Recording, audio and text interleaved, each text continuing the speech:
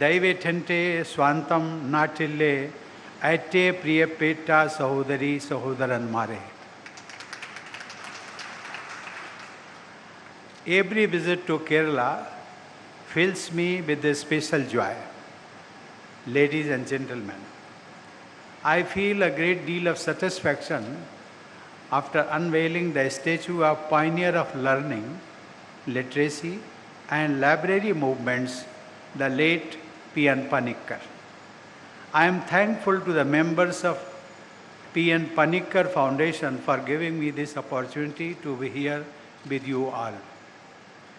The contributions of Sri Panikkar have been so noteworthy and widely praised that leaders from different political parties have been brought together today on this stage in his memory. Ladies and gentlemen, this special occasion makes me think about the simple yet great vision of Sri Panikkar. A visionary can see what others don't see. I believe that Sri Panikkar would have seen his pioneering steps leading to the great strides Kerala took in the areas of literacy and education. An area of literacy can remain an area of darkness.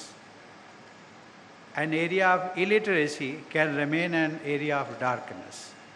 The light of literacy can brighten the path to individual and collective progress. I am told that the young P.N. Panikkar used to read the daily newspapers to groups of illiterate people of different ages. He started a reading center in a small room provided by the local cooperative society in his village in Kuttanad. Sri Panikkar held Mahatma Gandhi in very high esteem. He wanted to remove the evil of illiteracy, which Gandhiji had described as a curse and shame of the country. Sri Panikkar spread a very simple and most potent message, Vaichu Valruka, which means read and grow. Sri Panikkar made libraries and literacy a movement of the people. In fact, he made it a popular cultural movement. It is a unique feature of Kerala that in every village, even in the remotest village, there is a library. People feel an emotional connect with the library in their village or town, just as they feel a special connect with the temple or church or mosque or school in their village or town. Libraries created by the movement of Sri Panikkar later became nerve centers of all social and cultural activities, of which the literacy movement of Kerala is an impressive example.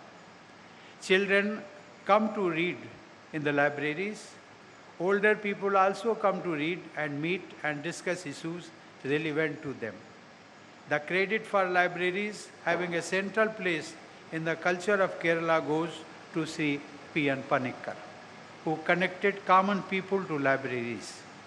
It is understandable that when books are made easily available to the people, those who cannot read will find a trigger as well as a facility to read. The Granth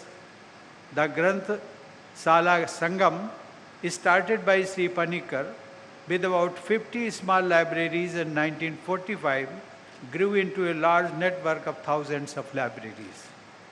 Through this large network of libraries, the common people of Kerala could get to know the thoughts and the ideals of Sri Narayan Guru, Ayyankali, V.T. Bhatt Tirupad, and other great masters. The cosmopolitan outlook of an average person from Kerala can be traced to the library and literacy movement of Sri Panikkar.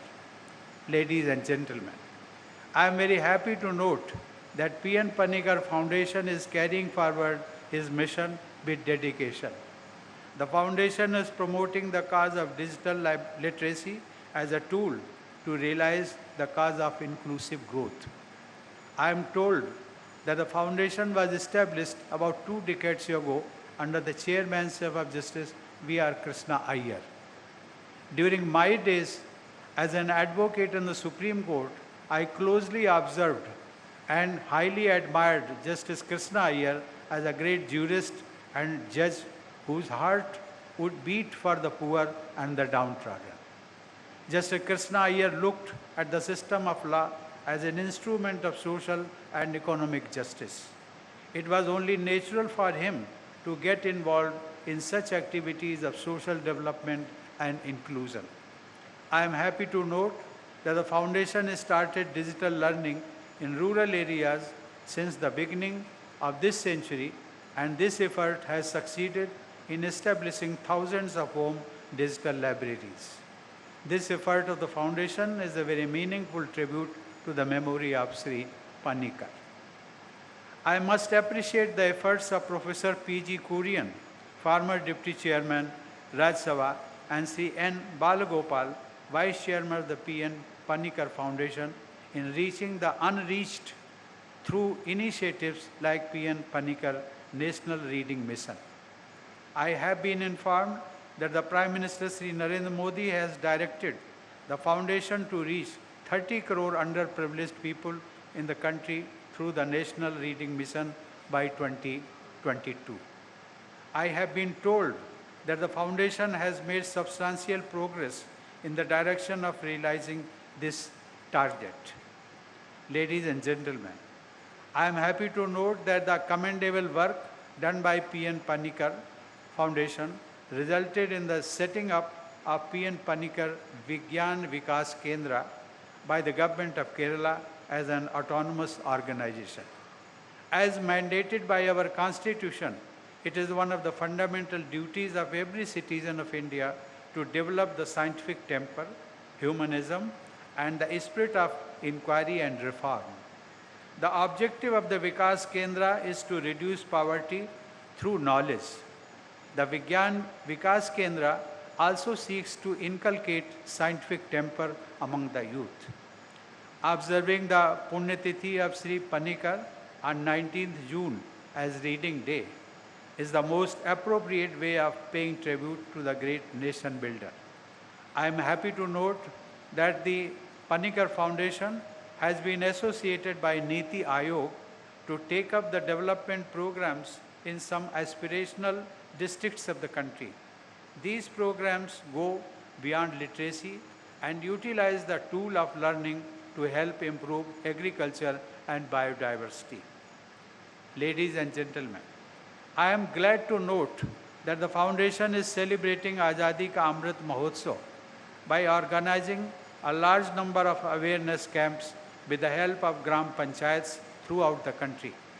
I am very happy that the activities of the Foundation are now spreading to other parts of the country as well as some foreign countries too. Ladies and gentlemen, the Sakshara Keralam movement became popular and effective due to the foundations laid down by Sri Panikkar. Kerala became the first state to have 100% literacy. The highest literacy and education levels in Kerala have had a multiplier effect. Kerala leads other states on several indices of human development, including aspects of sustainable development. Successive governments in Kerala have kept sustained focus on the agenda of growth and development. Therefore, the state has maintained its leadership position on several markers of excellence. The Governor of Kerala, Sri Arif Muhammad Khan, and the Chief Minister, Sri Pinarayi Vijayan, are among the most experienced and sagacious personalities in the area of public service. I am glad that the people of Kerala are benefiting from the guidance of the Governor and the leadership of the Chief Minister to scale even greater heights of excellence and inclusion. Kerala displays India at its cultural and harmonious best. It has attracted people from all parts of the world, absorbed different cultures and religions while maintaining its distinct features. The people of Kerala have earned respect and goodwill in the rest of India and in different parts of the world.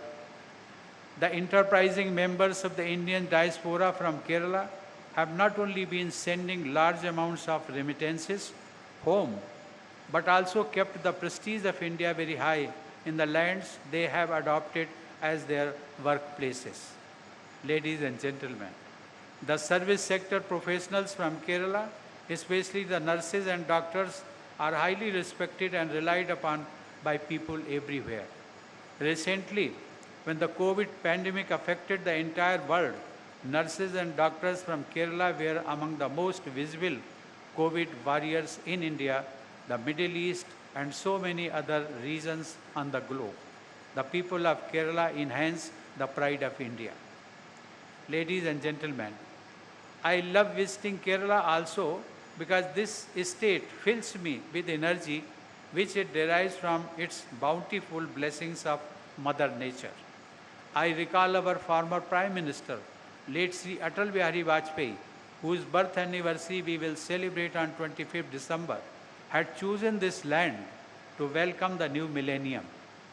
During the 5 days he spent in Kumarkam on the banks of Bemnad Lake, both the poet and the thinker in him were inspired. He penned a series of musings in which he wrote, and I quote, "Nature's silent beauty provides a perfect setting here for contemplation," unquote. In God's own country, it is indeed a special privilege to be in abode of Lord Vishnu, that is Tiruvananthapuram.